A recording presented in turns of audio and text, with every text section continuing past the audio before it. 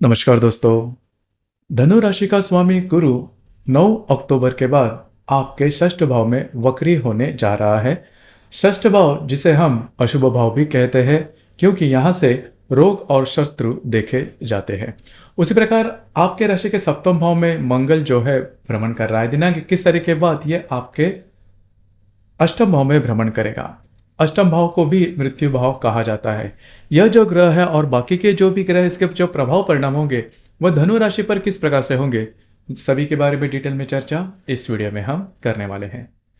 तो सबसे पहले हम चर्चा करेंगे कि आपका जो स्वास्थ्य है शारीरिक या फिर मानसिक वह किस प्रकार का होगा। जैसे कि दिनांक 9 तारीख को आपके राशि का जो स्वामी है गुरु, जो कि आपके षष्ठ भाव में वक्री होने जा रहा है। उसी प्रकार आपके अष्टम भाव में 21 तारीख के बाद मंगल जो है वो भी भ्रमण करने वाला है। आपके राशि का जो षष्ठेश है शुक्र, जो कि आपके लाभ भाव में भ्रमण कर रहा है। दिनांक 14 तारीख के बाद यह जो शुक्र है यह आपके व्यय भाव में भ्रमण करेगा। तो करीबन 13-14 तारीख के बाद का जो समय है वह आपके लिए अशुभ फलदायी साबित हो सकता है। खास करके स्वास्थ्य के बारे में जो परेशानियां हैं वह ज्यादा सामने आ सकती है। दूसरी ज्यादा महत्वपूर्ण बात, मेंटल स्ट्रेस या फिर मानसिक तनाव में आप ज्यादा आ सकते हो। तो इन चीजों पर थोड़ा सा ध्यान देना आवश्यक है। हालांकि यह जो संपूर्ण महीना है इसमें आप बहुत ज्यादा एक्टिव रहोगे, लेकिन खुद पर नियंत्रण रखना, खुद के भावनाओं के ऊपर नियंत्रण रखना बहुत ही ज्यादा आवश्यक होगा। इसके बाद हम चर्चा करेंगे कि आपका जो आर्थिक स्तर है वह किस प्रकार का होगा। जैसे कि आपके राशि का जो धनेश है शनि, जो कि आपके तृतीय भाव में भ्रमण कर रहा है, वक्री हो चुका है। उसी प्रकार आपके राशि का जो पंचमेश है मंगल, जो कि आपके सप्तम भाव से अष्टम भाव में भ्रमण करेगा 21 तारीख के बाद। और आपके राशि का जो लाभेश है शुक्र, जो कि आपके लाभ भाव में ही भ्रमण कर रहा है। और दिनांक 14 तारीख के बाद यह जो शुक्र है यह आपके व्यय भाव में भ्रमण करेगा। तो कुल मिला के देखा जाए तो पैसे के मामले में आपको इस महीने में थोड़े से फाइनेंशियल क्रंचेस देखने पड़ सकते हैं। आपके जो खर्चे हैं उस पर थोड़ा ध्यान देना आवश्यक होगा। उस प्रकार इन्वेस्टमेंट के बारे में भी थोड़ा सा सतर्क रहना ज़्यादा आवश्यक होगा। मतलब इस महीने में अनवांटेड खर्चे के ऊपर खर्चे हो सकते हैं, जिस पर आपको ध्यान देना बहुत ही ज़्यादा आवश्यक होगा। उस प्रकार अगर आप शेयर मार्केट में ट्रेड करते हो तो सोच समझकर ट्रेडिंग करना बहुत ही महत्वपूर्ण होगा। इसके बाद हम चर्चा करेंगे कि आपका घर का जो सुख है, फैमिली हैप्पीनेस है, वो किस प्रकार की होगी। जैसे कि आपके राशि का जो चतुर्थेश है गुरु, जो कि आपके षष्ठ भाव में भ्रमण कर रहा है। दिनांक 9 तारीख के बाद यह जो गुरु है वो वक्री होने जा रहा है।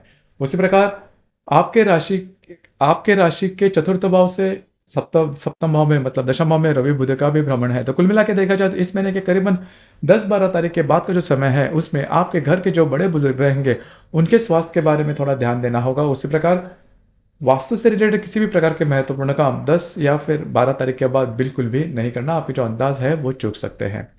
रिलेशनशिप के मामले में अगर कहा जाए तो आपके राशि का जो पंचमेश है मंगल, जो कि आपके सप्तम भाव में भ्रमण कर रहा है, 21 तारीख के बाद यह जो मंगल है वो वक्री होने जा रहा है। तो कुल मिला के देखा जाए अगर आप किसी के रिलेशनशिप में है, करीबन 22-23 तारीख के बाद का जो समय है उसमें आपके जिनके भी रिलेशनशिप में होंगे उनके साथ छोटी मोटी बातों को लेकर तकरार हो सकती है, ध्यान रखिए। उसी प्रकार जो गर्भवती महिला है खास करके उन्होंने स्वयं के स्वास्थ्य के बारे में ध्यान देना बहुत ही ज़्यादा आवश्यक होगा। हालांकि जो विद्यार्थी वर्ग है उनके लिए जो समय है वो ठीक रहेगा। वैवाहिक जीवन के मामले में अगर कहा जाए तो आपके राशि का जो सप्तमेश है बुध, जो कि आपके दशम लाभ और व्यय भाव में भ्रमण करेगा। और आप ही के राशि के सप्तम भाव में मंगल जो है वो करीबन 20 तारीख तक रहने वाला है। तो यहाँ पर जो बातें हैं थोड़ी सी कॉम्प्लिकेटेड हो सकती है। खास करके अगर आप किसी के रिलेशनशिप में है, खास करके आप विवाहित हो, तो आपकी जो वैवाहिक जोड़ीदार है उनके साथ छोटी मोटी बातों को लेकर तकरार हो सकती है। यह तकरार काफी बढ़ भी सकती है। उसी प्रकार पहले से ही आप दोनों में कोई अनबन है तो इस महीने में वो जो अनबन है वो बहुत ही ज़्यादा देखी जा सकती है। हालांकि पिछले करीबन 10-12 दिनों में इसके आपने अनुभव लिए होंगे, तो इन चीज़ों पर थोड़ा सा ध्यान देना आवश्यक होगा। उसी प्रकार जो आपका जो भी करियर है उससे रिलेटेड अगर देखा जाए तो आपके राशि का जो कर्मेश है बुध, जो कि कर्म भाव मतलब दशम भाव में ही भ्रमण कर रहा है। 11 तारीख के बाद ये आपके लाभ भाव में भ्रमण करेगा और 30 तारीख के बाद ये आपके व्यय भाव में भ्रमण करेगा। तो कार्य क्षेत्र से रिलेटेड कुछ महत्वपूर्ण काम आपके जो संपूर्ण महीना है उसमें हो सकते हैं। उससे रिलेटेड कुछ अच्छे लाभ वगैरह भी मिल सकते हैं। तो इस महीने में जो बातें हैं वो इतनी अच्छी नहीं है आपके लिए। खास करके पैसे के मामले में और स्वास्थ्य के मामले में ध्यान देना बहुत ही ज़्यादा आवश्यक होगा। इसके बाद हम चर्चा करेंगे डे टू डे लाइफ में जो ग्रह योग है उसके जो प्रभाव परिणाम है वो किस प्रकार से होंगे। जैसे कि दिनांक 4 तारीख को शनि और शुक्र का त्रिकोण योग होने जा रहा है। शनि जो कि आपके तृतीय भाव में भ्रमण कर रहा है, जो शुक्र आपके लाभ भाव में भ्रमण करेगा, दोनों का त्रिकोण योग आपके लिए शुभ फलदायी साबित होगा। कुछ पेंडिंग लाभ, आपके जो काम रह गए हैं, नहीं हो रहे हैं, उससे रिलेटेड कुछ अच्छे काम आपके हो सकते हैं। आप बहुत ज़्यादा एक्टिव इन दिनों में नजर आ सकते हो। उस प्रकार दिनांक 8 तारीख को गुरु बुध का त्रिकोण योग होने जा रहा है आपके दशम और षष्ठ भाव में। उसी प्रकार मंगल शुक्र का भी त्रिकोण योग होने जा रहा है आपके सप्तम और लाभ भाव में। तो कुल मिला के देखा जाए तो 8 तारीख जो है आपके लिए फलदायी साबित होगी। खास करके कुछ अच्छे लाभ वगैरह मिल सकते हैं। कार्य क्षेत्र से रिलेटेड महत्वपूर्ण काम इन दिनों में आपके होने की संभावना काफी अच्छी बन रही है। आपके जो वैवाहिक जोड़ीदार है उनके साथ आपकी हारमोनी बहुत ही अच्छी देखी जाएगी। उनके साथ कहीं बाहर घूमना फिरना भी हो सकता है। दिनांक 14 तारीख को मंगल और रवि का केंद्र योग होने जा रहा है। उसी प्रकार हर्षल और शुक्र का प्रतियोग भी होने जा रहा है। मंगल जो कि आपके सप्तम भाव में भ्रमण कर रहा है, जो रवि आपके दशम भाव में भ्रमण करेगा, दोनों का केंद्र योग होने जा रहा है। ये दृष्टि अधिष्ठित केंद्र योग है। खास करके जहां पर आप काम करते हो, नौकरी करते हो या फिर व्यवसाय करते हो, वहां पर के जो लोग होंगे उनके साथ अनबन हो सकती है। वरिष्ठ जो होंगे उनके साथ भी इस प्रकार की बातें हो सकती है, तो खुद पर कंट्रोल करना आवश्यक होगा। उसी प्रकार हर्षल और शुक्र का जो प्रतियोग है यह आपके व्यय और षष्ठ भाव से होने जा रहा है। तो इस मतलब करीबन 14 तारीख के दरमियान किसी को भी किसी प्रकार की कमिटमेंट प्रोमिसेस वाली बातें बिल्कुल भी नहीं करना। आपको स्वयं के स्वास्थ्य के बारे में भी ध्यान देना आवश्यक होगा। इसी प्रकार दिनांक 15 तारीख को नेपच्यून और शुक्र का त्रिकोण योग भी होने जा रहा है।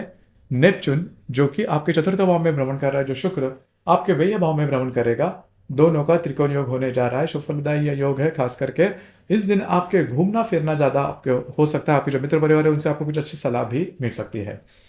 दिनांक 22 तारीख को शनि और बुध का त्रिकोण योग होने जा रहा है।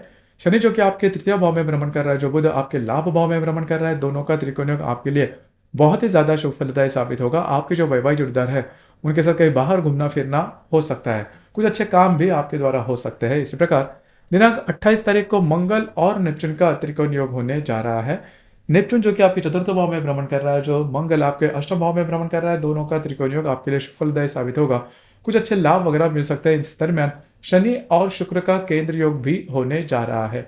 शनि जो कि आपके तृतीय भाव में भ्रमण कर रहा है, जो शुक्र आपके व्यय भाव में भ्रमण करेगा, दोनों का केंद्र योग आपके लिए थोड़ा बहुत अशुभ फलदायी साबित होगा। खास करके आपको स्वयं के स्वास्थ्य के बारे में ध्यान देना आवश्यक होगा।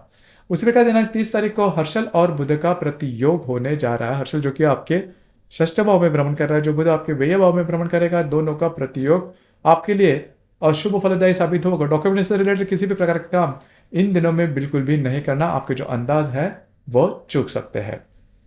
इसी प्रकार दिनांक 31 तारीख को नेपच्यून और बुध का त्रिकोण योग होने जा रहा है। नेपच्यून जो कि आपके चतुर्थ भाव में भ्रमण कर रहा है, जो बुध आपके व्यय भाव में भ्रमण करेगा, दोनों का त्रिकोण योग आपके लिए शुभ फलदायी साबित होगा। खास करके आपके जो वैवाहिक जोड़ीदार उनके साथ कहीं बाहर घूमना फिरना हो सकता है। सबसे महत्वपूर्ण बात, कार्य क्षेत्र से रिलेटेड डॉक्यूमेंटेशन के बारे में कुछ महत्वपूर्ण काम इन दिनों में होने की संभावना बहुत ही अच्छी बन रही है। इसी प्रकार दिनांक 2 तारीख को जो अमावस्या होने जा रही है आपके दशम भाव में, और जो पूर्णिमा है वह 17 तारीख को होने जा रही है।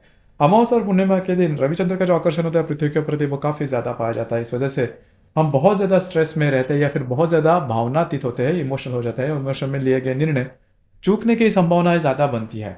इस वजह से अमावस्या और पूर्णिमा इस महीने के 2 और 17 तारीख को किसी भी प्रकार के महत्वपूर्ण निर्णय बिल्कुल भी नहीं लेना। तो दोस्तों ये था धनु राशि के लिए अक्टूबर 2024 का संपूर्ण राशिफल। धन्यवाद।